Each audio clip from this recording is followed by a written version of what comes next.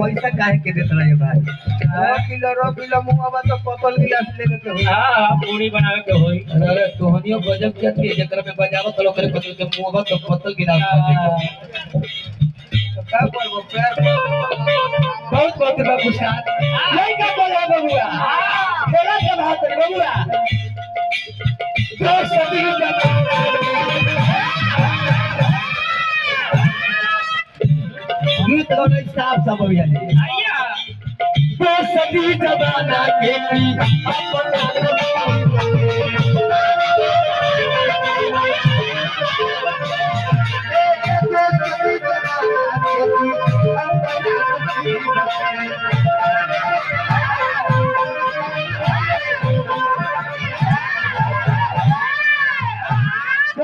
जमाना के की अपना नसीब के केकरा जी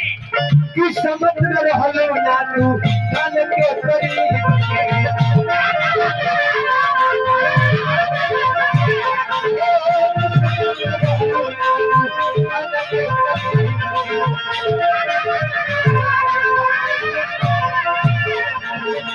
हम तेरा जान गई रे पगली या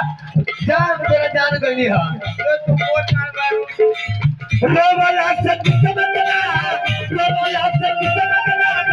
राला जाए